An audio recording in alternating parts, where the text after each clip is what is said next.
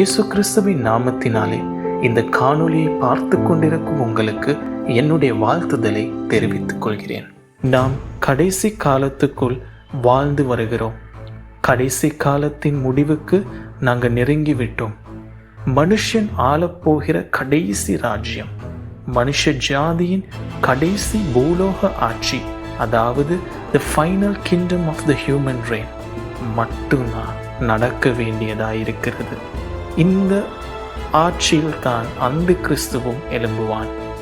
மனிதனின் பூலோக ஆட்சியின் முடிவுடன் தேவனுடைய ராஜ்யத்தின் ஆட்சி ஆரம்பிக்கும். அதுக்கு அப்புறம் சதா காலமும் தேவனுடைய ஆளுகை மட்டும்தான். நாம் அவருடைய நித்திய ஆளுகைக்கு கீழாக வரப்போகிறோம். இது எவ்வளவு பெரிய சந்தோஷமான விஷயம்.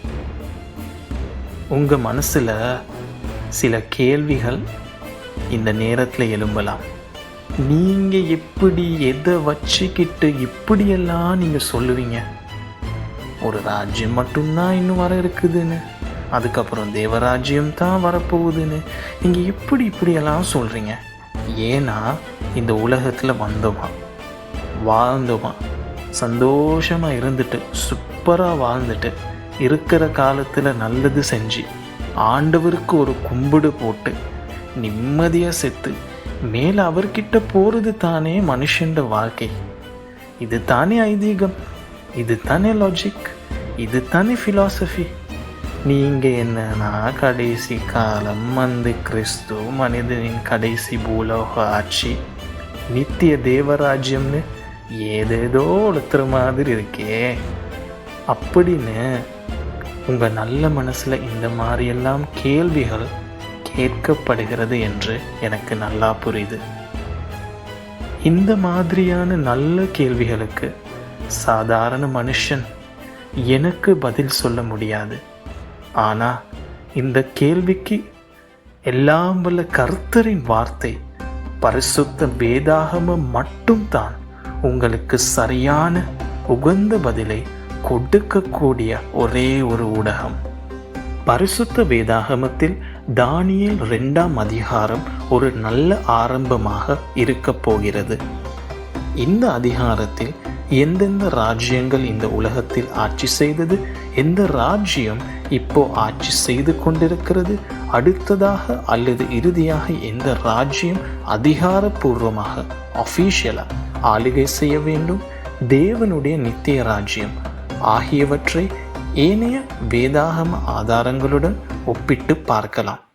நேயர்களின் பணிவான கவனத்திற்கு, இந்த SRH மினிஸ்ட்ரீஸ் ஊழியத்தின் மூலம் ஒளிபரப்பாகும் இந்த காணொளியானது பொழுதுபோக்கு நோக்கத்துக்காக அல்லது என்டர்டெயின்மெண்ட் பர்பஸுக்காக அல்ல.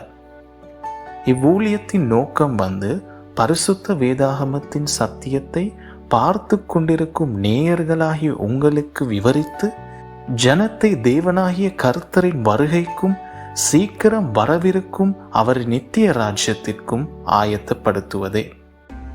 வாங்க இந்த காணொளிக்குள்ளே போகலாம்.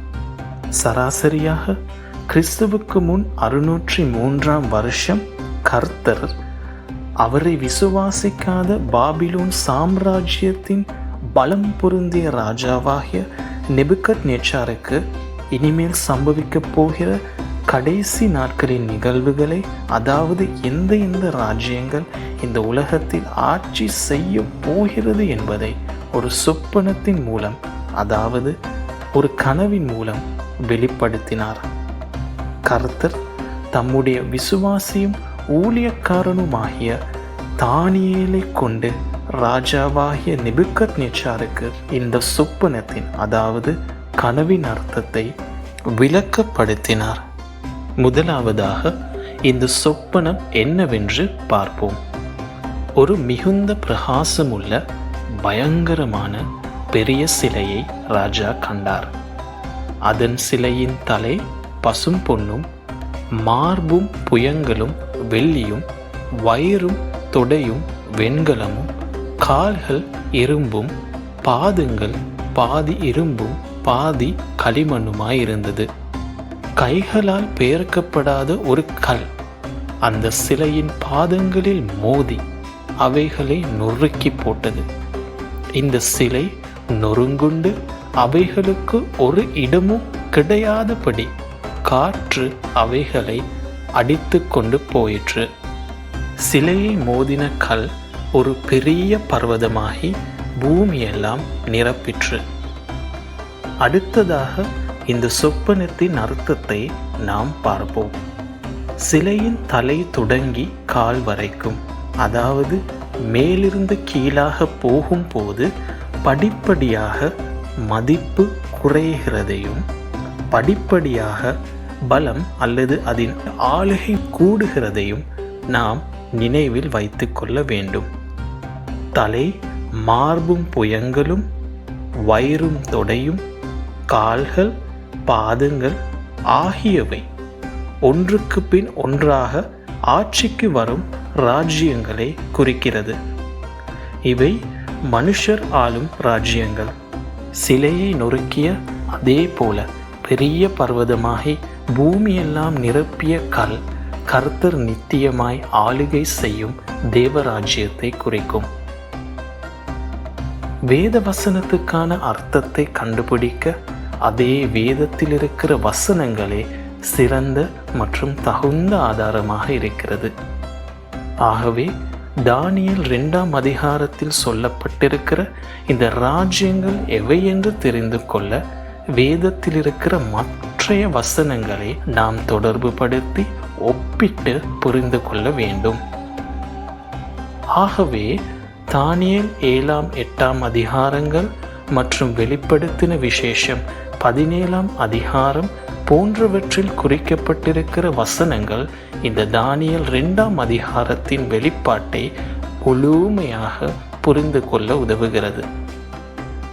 ஆகவே தானியேல் 7ஆம் அதிகாரம் 8ஆம் அதிகாரம் அதே போல வெளிப்படுத்தின விசேஷம் 17ஆம் அதிகாரம் போன்றவற்றை வாசித்தால் அடுத்த காணொளி, அதாவது இதன் 2ஆம் பாகம் உங்களுக்கு புரிதலுக்கு இலகுவாயிருக்கும்.